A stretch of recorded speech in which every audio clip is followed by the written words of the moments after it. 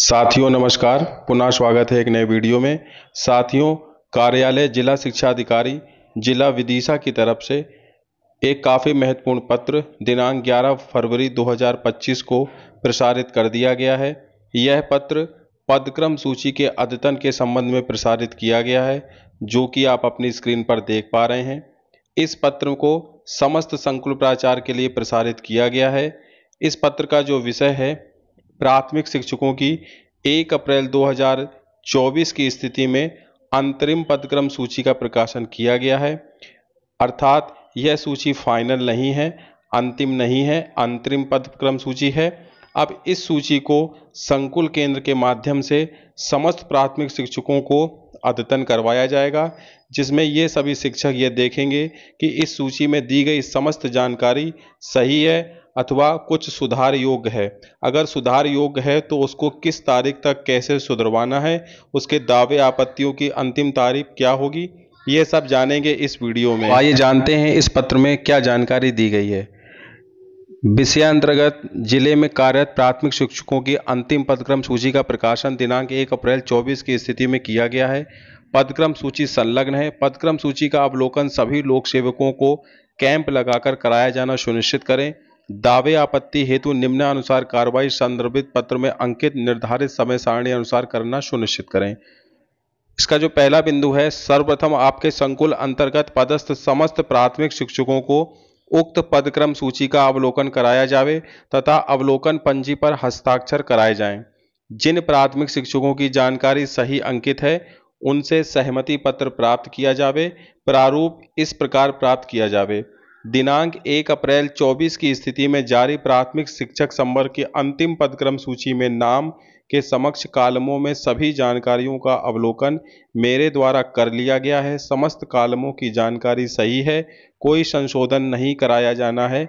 मैं सहमति प्रदान करता हूं करती हूं। तो इस प्रकार की लोक सेवकों को सहमति देना है। तदुपरांत प्राथमिक शिक्षक के हस्ताक्षर उनके नाम, संस्था, डाइस कोड व यूनिक आईडी सहित प्राप्त किया जावे। इस सहमति पत्र को संकुल स्तर पर सुरक्षित रखा जावे। तो ये काफ़ी महत्वपूर्ण जानकारी है, जो कि प्राथमिक शिक्षकों को अपने संकुल केंद्र पर इस सहमति पत्र को जमा करना है। जिन प्राथमिक शिक्षकों की जानकारी में त्रुटि है, उनसे संशोधन हेतु संलग्न प्रारूप 1 पर जानकारी व संशोधन हेतु आवश्यक अभिलेख भी प्राप्त कर सेवा अभिलेख से सत्यापित करें व संलग्न समय सारणी अनुसार निर्धारित दिनांक को इस कार्यालय में प्रस्तुत करें। यानी ऐसे प्राथमिक शिक्षक जिनकी जानकारी में कुछ सुधार होना है, संशोधन होना है, तो जो जिले से प्रारूप उपलब्ध कराया गया है, प्रारूप 1, उसमें आप उस जानकारी को भरेंगे और उसके प्रूफ में आप जो भी जानकारी सुधरवाना चाह रहे हैं उसके डॉक्यूमेंट को भी संलग्न करेंगे, जिसका कि आपकी सेवा अभिलेख से वेरीफाई किया जाएगा। संकुल प्राचार्य सूची में अंकित समस्त प्राथमिक शिक्षकों की जानकारी का मिलान अपने स्तर से सेवा पुस्तिका आदि से करेंगे।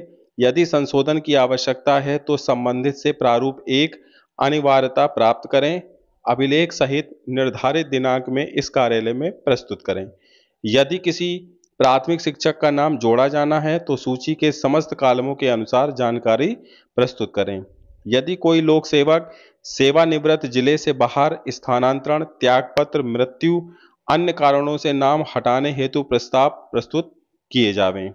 यदि संकुल अंतर्गत समस्त प्राथमिक शिक्षकों के नाम सम्मिलित हैं व जानकारी सही है, तो प्रमाणीकरण प्रस्तुत किया जाए कि संकुल अंतर्गत समस्त प्राथमिक शिक्षकों के नाम सूची में हैं तथा सभी की जानकारी का मिलान सेवा अभिलेख से कर लिया गया है। जानकारी सही अंकित है, संशोधन की आवश्यकता नहीं है। अगर समस्त शिक्षकों का डाटा सही होता है तो संकुल प्राचार्य को इस प्रकार का प्रमाणीकरण देना होगा। पूर्व उच्च पद प्रभार प्रक्रिया अंतर्गत जिन प्राथमिक शिक्षकों को माध्यमिक शिक्षक के पद पर उच्च पद प्रभार प्राप्त हुआ है, ऐसे प्राथमिक शिक्षकों के नाम इसी सूची में सम्मिलित रहेंगे। ये काफी महत्वपूर्ण बिंदु है कि पूर्व में उच्च पद प्रभार प्रक्रिया अंतर्गत जिन प्राथमिक शिक्षकों को माध्यमिक शिक्षक के पद पर उच्च पद प्रभार प्राप्त हुआ है, ऐसे प्राथमिक शिक्षकों के नाम इसी सूची में सम्मिलित रहेंगे। प्राथमिक शिक्षक से माध्यमिक शिक्षक के पद पर उच्च पद प्रभार की जानकारी कॉलम 22 एवं 23 में अंकित की जावे। तो ये 9 बिंदु हैं। अब इसके ऊपर जो जानकारी है, ऐसे प्राथमिक शिक्षक जिनका संवर्ग जिला अंतर निकाय संविलियन 1 जुलाई 2018 के पहले हुआ है, उनकी वरिष्ठता नवीन निकाय में उपस्थित दिनांक से मान्य होगी, तथा जिन प्राथमिक शिक्षकों का स्थानांतरण अंतर जिला हुआ है, तो उनकी वरिष्ठता इस जिले में कार्यभार ग्रहण करने की दिनांक से मान्य होगी। अन्य विभाग से प्रतिनियुक्ति पर आए लोक सेवकों को सूची में सम्मिलित न करें, इसका विशेष ध्यान रखा जावे। समय सीमा का ध्यान रखा जावे। निर्धारित तिथि को ही संकुल पर स्थापना कार्य करने वाले लिपिक / लोक सेवक के हस्ते दावे आपत्ति / जानकारी प्रस्तुत की जावे। जिला शिक्षा अधिकारी जिला विदिशा। तो इसमें जो ये पॉइंट दिया गया है कि जो 2018 के पहले जिनका अंतर निकाय संविलियन हुआ है, उनकी वरिष्ठता नवीन निकाय में उपस्थित दिनांक से मान्य होगी, तथा जिन प्राथमिक शिक्षकों का स्थानांतरण अंतर जिला हुआ यानी दूसरे जिले में हुआ है, उनकी वरिष्ठता उस जिले में जब उन्होंने कार्यभार ग्रहण किया है उस दिनांक से मानी जाएगी। तो इस प्रकार इन बिंदुओं के आधार पर आपको अपनी जो अंतिम पदक्रम सूची है उसका आपको बारीकी से जांच करना है, और अगर उसमें कोई संशोधन होना है तो किस प्रारूप में आपको जानकारी दी जाएगी उसका भी मैं इस वीडियो में प्रारूप आप देखें किस प्रारूप में आपको देना है।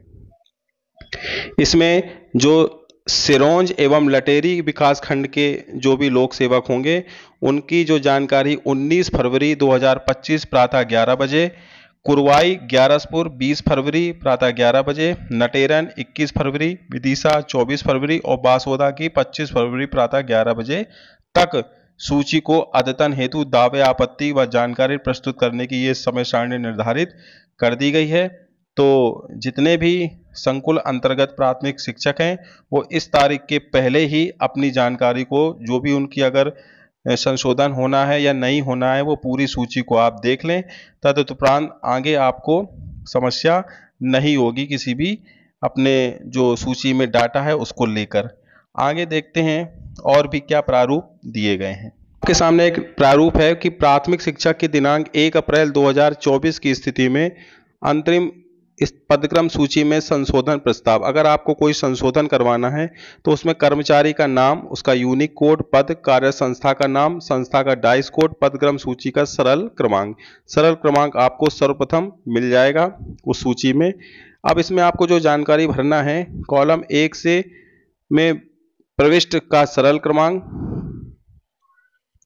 पदक्रम सूची में अंकित जानकारी, जो जानकारी पदक्रम सूची में अंकित है वो आपको यहाँ लिखना है, और उसमें क्या संशोधन करवाना है वो आपको दाहिने साइड में लिखना है, और जो भी संशोधन करवा रहे हैं उसका आपको उसमें प्रमाण प्रस्तुत करना है। संबंधित संशोधन हेतु अभिलेख की प्रमाणित प्रति भी आपको लगाना है। फिर कर्मचारी के हस्ताक्षर, कर्मचारी का नाम व मोबाइल नंबर, संकुल प्राचार्य का सेवा पुस्तिका से मिलान कर स्पष्ट अभिमत। फिर जो आपने रिकॉर्ड दिया है वो संकुल प्राचार्य के जो लिपिक होंगे वह वहां से उस जानकारी को वेरिफिकेशन करेंगे।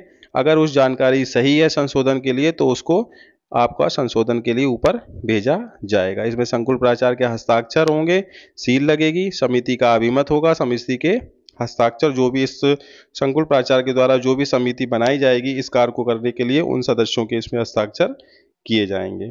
आप अपनी स्क्रीन पर देख पा रहे होंगे कार्यालय जिला शिक्षा अधिकारी जिला विदिशा की तरफ से ये 1 से लगाकर 26 कॉलमों की जानकारी जो कि पदक्रम सूची है। इसी प्रकार की सूची जो आपके संकुल अंतर्गत जितने भी प्राथमिक शिक्षक हैं उनकी आपको प्राप्त होगी। इसमें आपको सभी प्रकार की जानकारी को मिलान कर लेना है कि मेरे जो जानकारी है वो पूर्णतः सही है। अगर उसमें कोई संशोधन की आवश्यकता है तो मैंने जो पूर्व में आपको प्रपत्र बताया है उस प्रपत्र का प्रिंट निकलवा कर आपको उसमें अपनी संशोधन की जानकारी देकर संकुल में जमा कराना है, और ये कार्य आपको 19 फरवरी के पहले करना है, क्योंकि 19 फरवरी को ये सारी जानकारी जिले में प्रस्तुत कर दी जाएगी। अब इस पदक्रम सूची की बात करें तो आप अपने संकुल अंतर्गत जो भी संकुल केंद्र प्रभारी हैं आप उनसे बात करें कि यह सूची कैसे उपलब्ध होगी। अगर आपको इस सूची की जो PDF फाइल है उसको प्राप्त करना है और अपना नाम देखना है, चूंकि ये इस सूची में पूरे जिले की सूची है इसलिए इसमें काफ़ी नाम होंगे, फिर भी मैं इस सूची का जो लिंक है वो वीडियो के डिस्क्रिप्शन बॉक्स में दे दूंगा, जहां से आप इस पूरी सूची को डाउनलोड कर सकते हैं। बस आपको इसमें अपना नाम ढूंढने में काफ़ी मेहनत करना होगी, क्योंकि ये पूरी जिले की सूची है। तो उम्मीद है इस वीडियो में दी गई जानकारी से आप संतुष्ट हैं। वीडियो पर और भी जो अपडेट की जानकारी होगी वो आपको मिलती रहेगी, बशर्ते आप चैनल पर आप जो सब्सक्राइब का बटन है उसको सब्सक्राइब कर लें। मिलेंगे फिर इसी प्रकार की और नई जानकारी, नई अपडेट के साथ। तब तक के लिए सभी साथियों को जय हिंद, जय भारत, वंदे मातरम।